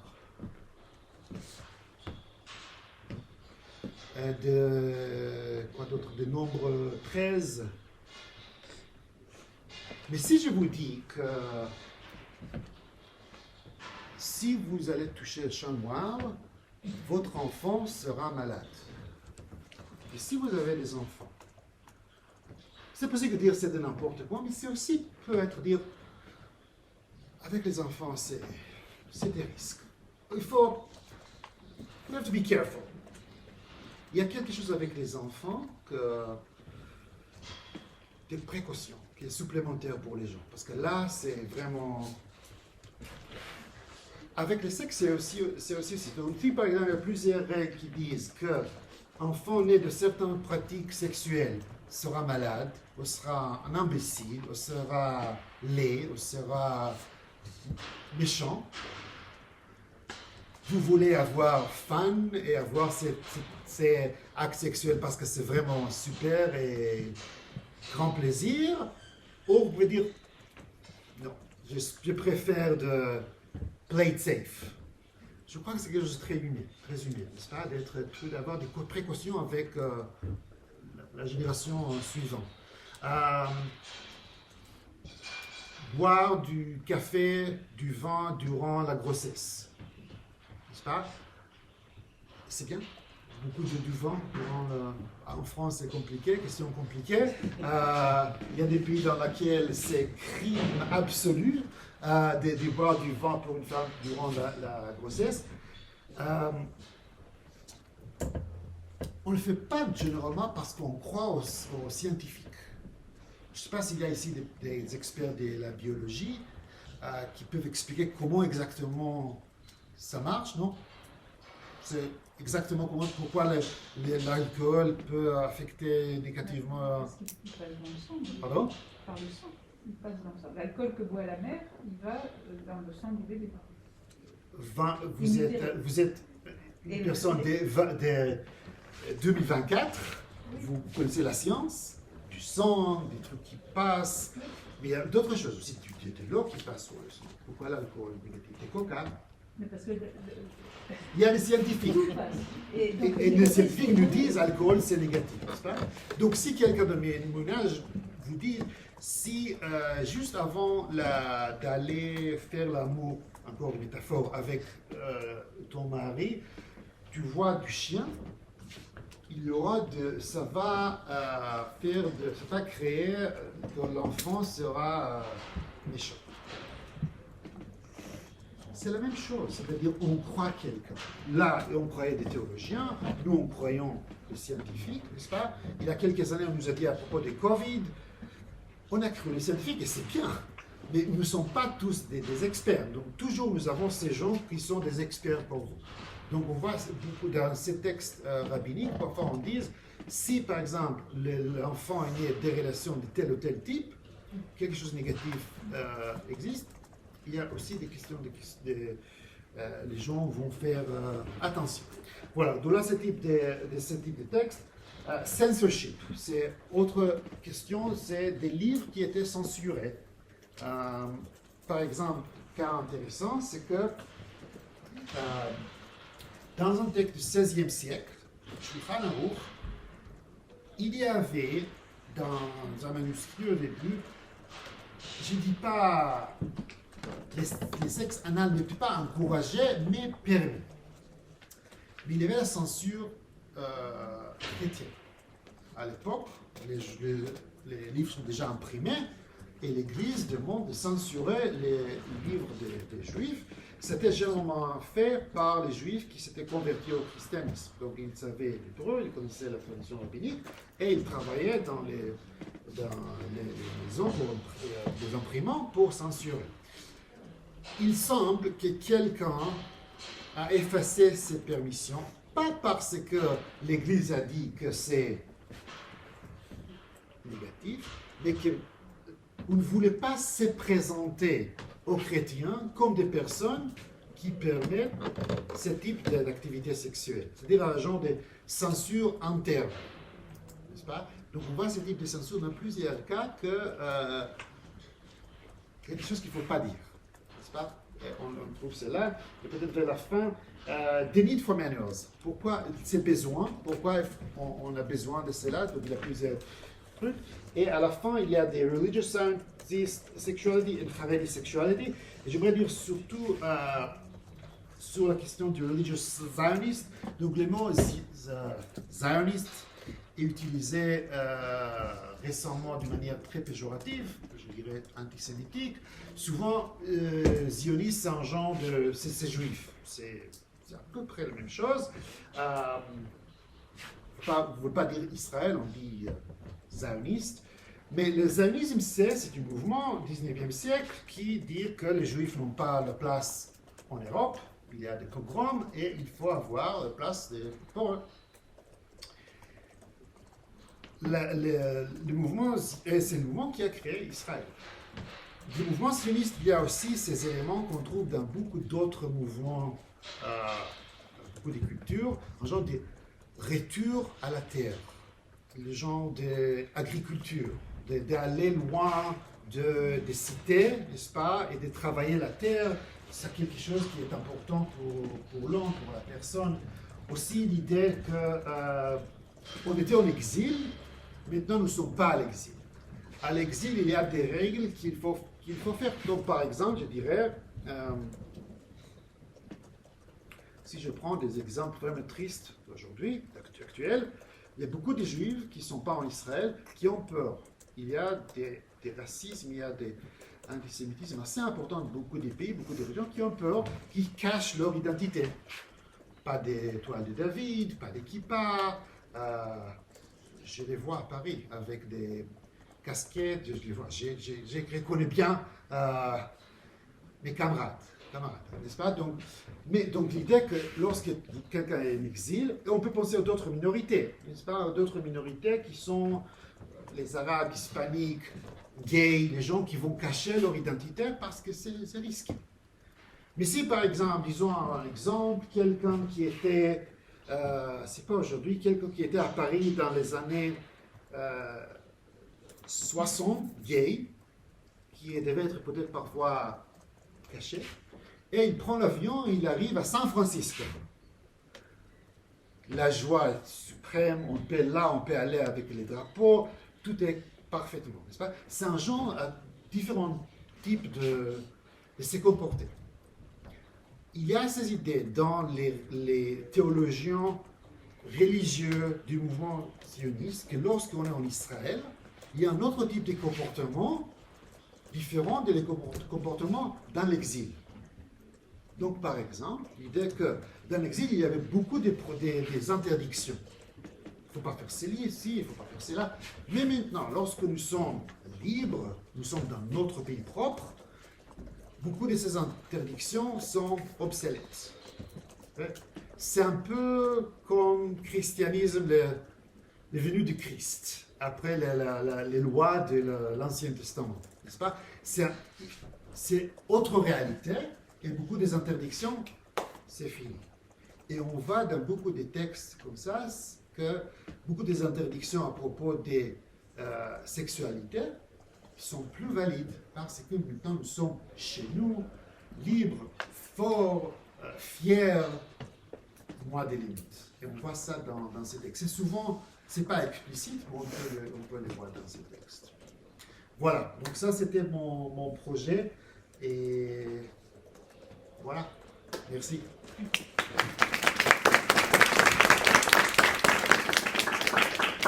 Questions, remarques? Merci beaucoup. Ce que vous avez bien compris, là, c'est que l'un des grands talents d'Edotar Marienberg, c'est d'arriver à présenter de manière agréable et claire quelque chose qui est très compliqué. Parce que Je ne sais pas, mais voilà. ma fille n'est pas d'accord. Ah bon. Mais merci. Et, merci. Voilà, tous ces textes sont en hébreu ou en araméen. Comme il l'a dit, c'est des couches et des couches et des couches à travers les siècles de commentaires. Très peu sont traduits en anglais ou en français. Et arriver à... et c'est d'une complexité énorme, de datation, il y a des problèmes immenses. Et donc ce livre, a l'immense avantage de présenter de manière synthétique, claire, un certain nombre de grandes articulations de cette tradition. J'aimerais juste rappeler, tu l'as dit, mais peut-être que vous ne le savez pas tous, l'une des caractéristiques assez singulières de la tradition juive, donc c'est cette tradition de la Kabbale, qui est très très discutée, parce que certains veulent en voir un phénomène médiéval, d'autres veulent au contraire remonter aux origines du judaïsme de cet écriture-là. Quoi qu'il en soit, ce qui est spécifique et ce qui est très intéressant pour les historiens du droit, c'est que la Kabbale, l'une des grandes idées de la Kabbale, c'est que le texte talmudique doit être interprété mystiquement. Donc il y a des choses cachées dans ce texte. Et le Talmud, c'est un vaste entrepôt avec des textes de nature extrêmement diverses, mais qui possède un grand nombre de textes, de règles de droit. De règles de droit, on l'a vu sur la sexualité, mais sur le mariage, sur le divorce, sur le contrat, etc. Ce que font ces kabbalistes, c'est de lire mystiquement ces textes, ces lois sur les contrats. Imaginez que vous prenez le code civil et un article du code civil, vous dites derrière, il y a un sens caché dans cet article du code civil, il y a un sens, ça parle de Dieu d'une manière ou d'une autre. Ce serait très bizarre, vous imaginez, ça serait très étrange, mais c'est ce que font ces gens-là, avec un débat gigantesque de savoir pour qui le font-ils, quel véritable impact ça a dans le. Est-ce que c'est un langage uniquement pour les initiés? Est-ce que ça a un impact véritable sur les pratiques ou pas? C'est un débat avec des positions très complexes dans l'historiographie. Et cette école, qui donc on va retravailler ça un tout petit peu ensemble le mercredi, va avoir des textes étonnants, peut-être à point de vue du christianisme, de valorisation de la sexualité, puisque la sexualité va être vue comme l'acte sexuel va être vu comme quelque chose une manière de se rapprocher du divin. Donc le christianisme est très étrange, très bizarre, qui se ressemble un petit peu, si vous voulez, au tantra. Voilà, on cherche ce début d'une l'idée que la sexualité devient quelque chose d'autre que simplement du plaisir ou simplement la manière de se reproduire. Je finis, voilà. L'autre partie que tu as peut-être une partie auparavant que tu as un peu assisté, c'est l'école totalement inverse, l'appelée l'école rationaliste, qui correspond à disons le courant majoritaire dans le judaïsme, qui reste encore aujourd'hui très qui au contraire lit ces règles de manière comme elles sont et qui leur applique un cadre soit moral, disons peu, plus ou moins, il y a des limites, ça se rapproche énormément de la casuistique catholique. Là-dessus, il ne faut pas trop en faire parce que ça nous détache de Dieu, il ne faut pas trop, ou des aspects médicaux. Voilà, médicaux où on a trouvé que certaines pratiques sont dangereuses pour la santé, ou dangereuses pour la santé des possibles enfants qu'on peut avoir. L'exemple dans le livre, c'est le Maïmonide, qui est le personnage le plus important dans la culture juive, qui a été à la fois un théologien, un juriste et un médecin, et qui a écrit sur ces trois domaines et qui a rapproché ces trois domaines, et qui sur de nombreux points est assez entre en résonance forte avec ce qu'on peut trouver dans la théologie catholique, chrétienne de cette époque-là, ou dans les textes moraux musulmans. Donc il y a une certaine similitude.